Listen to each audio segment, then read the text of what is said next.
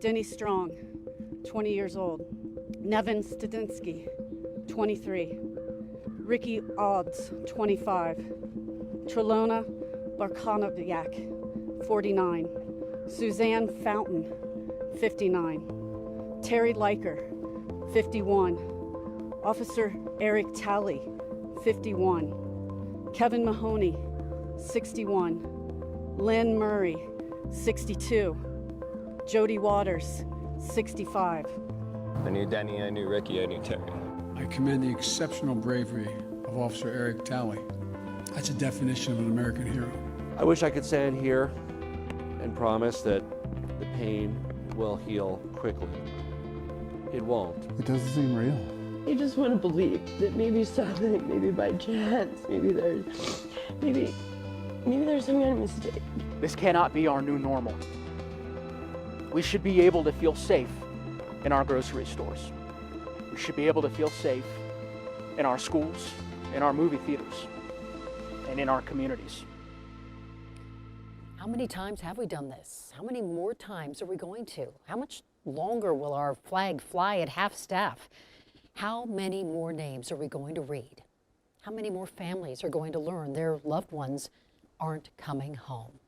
How many more times are we going to hear the words, "End of watch"?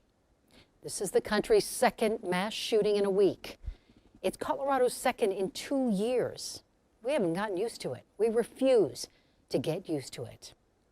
This is how we honor the 10 people taken from us on Monday. We mourn them and we fight for them. This is our second day of team coverage on a story we will think about for the rest of our lives. Denver 7's Shannon Ogden leads us off from Boulder tonight. Shannon? Good evening, Ann. Good evening, everybody. I'm right across the street from that King Soopers here on Table Mesa Drive, and the chaos and disbelief of yesterday has given way to the business of justice and the business of mourning those 10 lives lost between 20 and 65 years old. And tonight, all of their families have been officially notified of what happened. We begin our team coverage with Denver 7's Jacqueline Allen, who spent the day with those families. Jacqueline?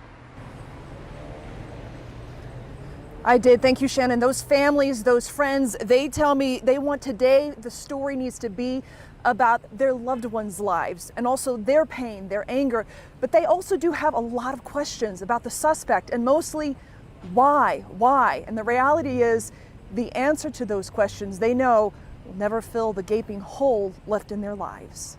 Calling the hospital. No, we don't have that patient. No, we don't have that patient. No, we don't have that patient. No, we don't have that patient. No, All night long, And we've covered these tragedies before this. watching news of the shooting, the Olds family was holding out hope. 13 agonizing hours till 3 a.m. this morning before we got that call that she was gone.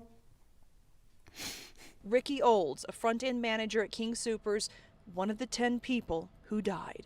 She's beautiful, isn't she? For the aunt and uncle who helped raise their blue-eyed girl, there are 1,000 proud moments, 1,000 tiny memories. Her saying, "Uncle Bob, McDonald's today," which meant, are we going to McDonald's today? She's giggly and bubbly and just you couldn't be sad around her.